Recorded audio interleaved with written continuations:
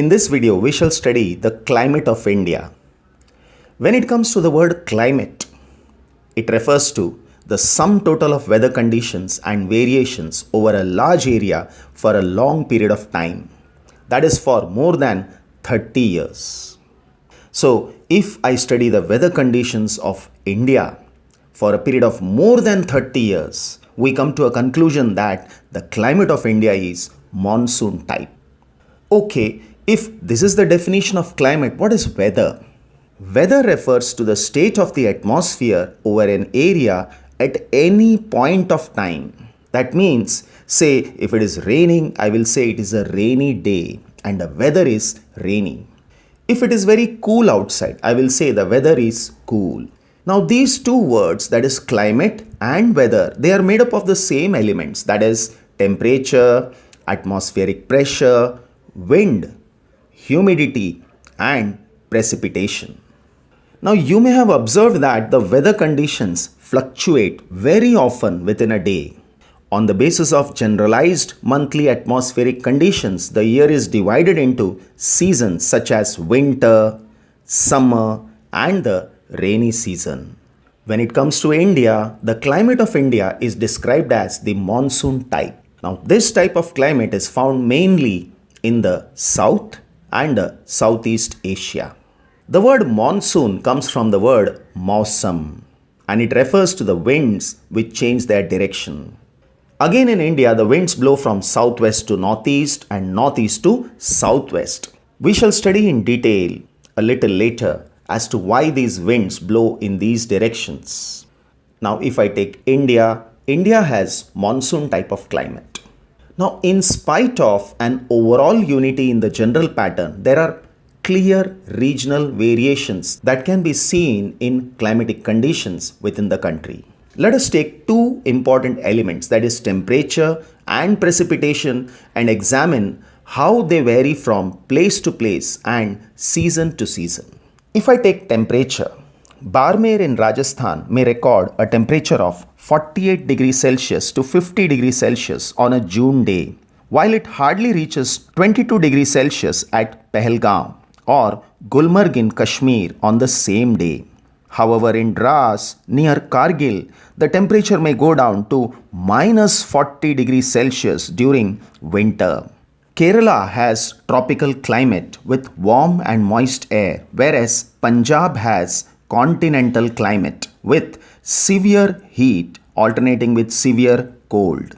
The temperature touches minus 40 degrees Celsius in Kargil in the month of December, whereas Kerala records 20 degrees Celsius to 22 degrees Celsius in the same month. The annual range of temperature is 3 degrees Celsius along the Malabar coast. The annual range of temperature means the difference between the hottest and the coldest month. So this difference is just 3 degrees along the Malabar coast. The reason is moderating influence of the sea, whereas it is more than 20 degrees Celsius in the interiors. The reason is it is away from the sea.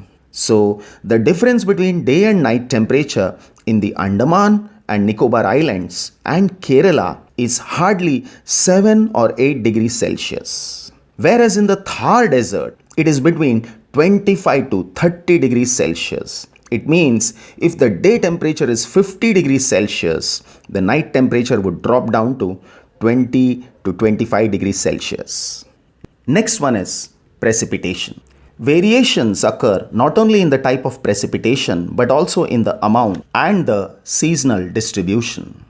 Snowfall occurs in the Himalayas, whereas it only rains over the rest of the country. Cherrapunji and Mawsynram in Meghalaya gets about 1100 centimeters rains in the year, whereas Jaisalmer in Rajasthan hardly receives 9 centimeters of rainfall in a year.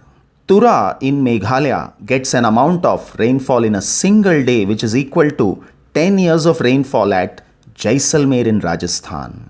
The Coromandel coast remains dry in the month of July and August, whereas the Ganga Delta and the coastal plains of Odisha are hit by strong storms almost every third or fifth day during these months.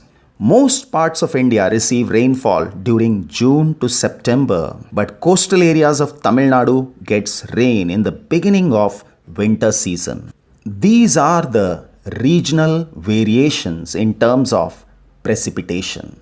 So, let us study the factors that control the climate of any place. There are 6 major controls of the climate of any place, and they are latitude, altitude, pressure and wind system, distance from the sea, ocean currents, and relief features. If we take up the first factor, latitude, now the earth is spherical in shape. Due to the curvature of the earth, the amount of solar energy received varies according to latitude. If equator is receiving vertical rays of the sun, gradually if you are moving towards the poles, the rays become slanting. So, the air temperature decreases from the equator towards the poles. Coming to India, the Tropic of Cancer passes through the middle of the country, that is from Rann of Kutch in the west to Mizoram in the east. Almost half of the country lie to the south of Tropic of Cancer belongs to tropical area, whereas the remaining area which is in the north lies in the subtropical area. Therefore, India's climate has characteristics of tropical as well as subtropical climates. The second factor is altitude. Now you must know that there is a decrease of 1 degree for every 166 meters rise in height. This is because as one goes from the surface of the earth to higher altitudes, the atmosphere becomes less dense and the temperature decreases. The hills are therefore cooler during summers. Now, India is covered by different landforms. That is, India has mountains, plateaus, and plains. So, it results in difference in temperature. If I take up Himalayas, Himalayas have an average height of about 6,000 meters. On the other hand, if I take up coastal plains, the maximum elevation is about 30 meters. The Himalayas prevent the cold winds from Central Asia from entering the subcontinent. It is because of these mountains that this subcontinent experiences comparatively milder winters as compared to Central Asia.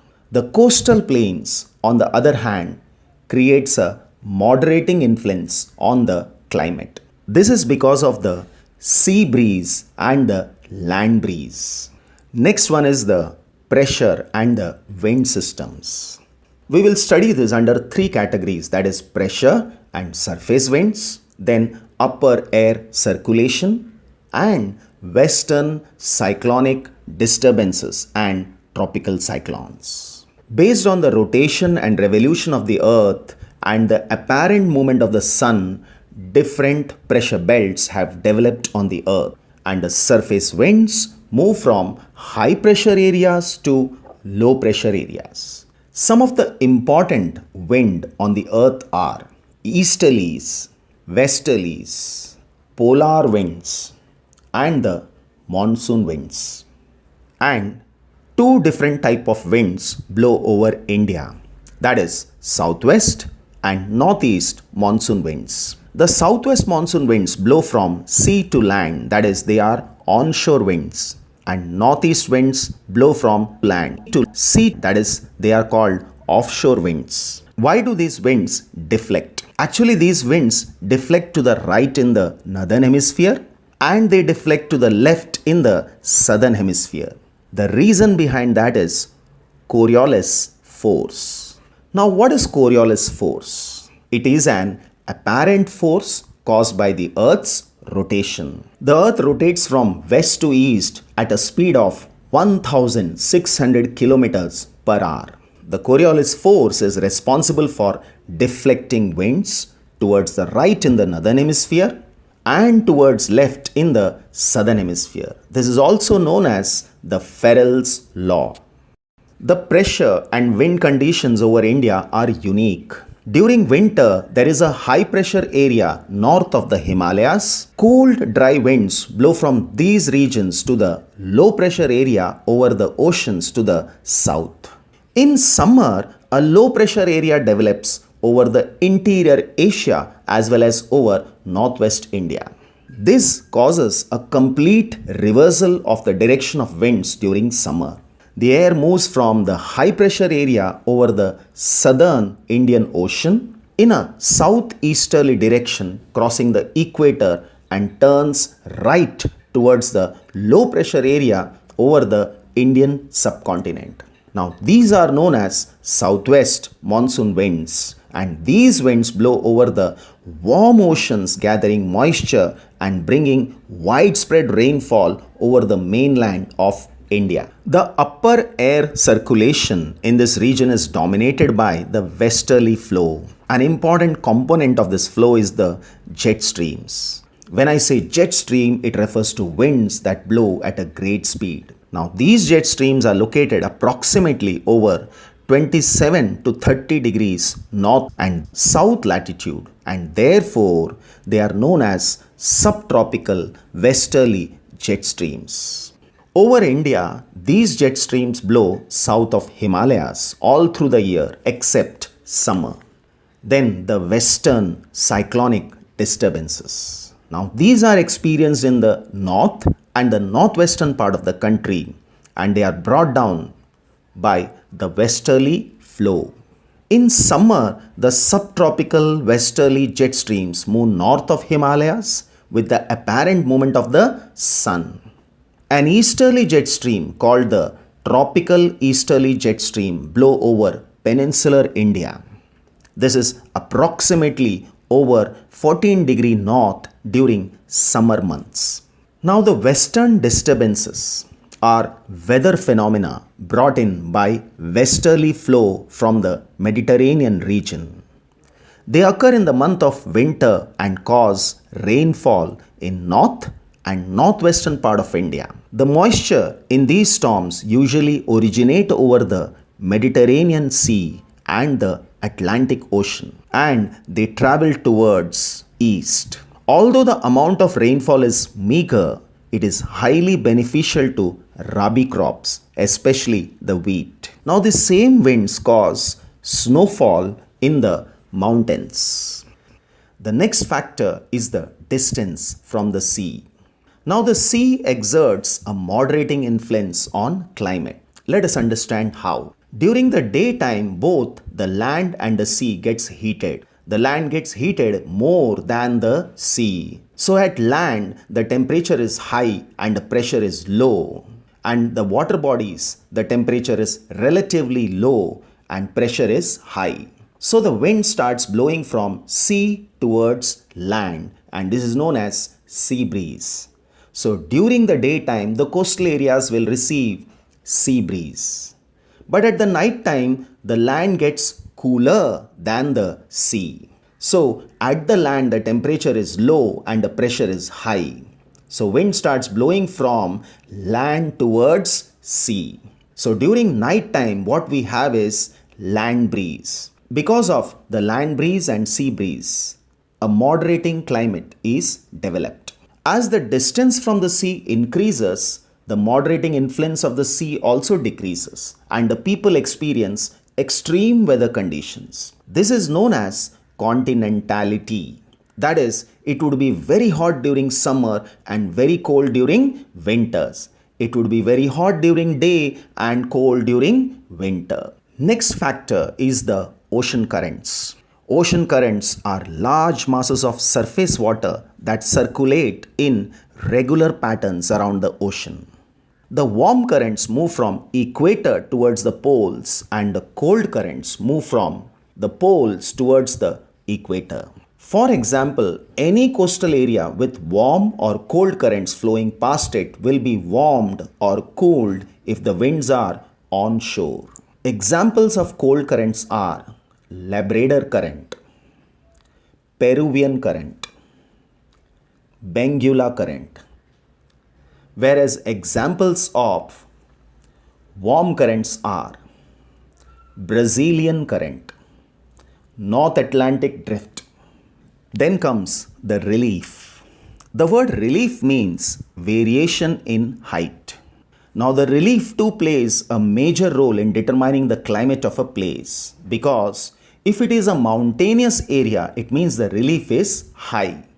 But if it is a plateau or a plain, the relief is relatively low. Now, high mountains act as a barriers for cold and hot winds. They may also cause precipitation if they are high enough to lie in the path of rain-bearing winds. On the other hand, the leeward side of the mountains remains dry.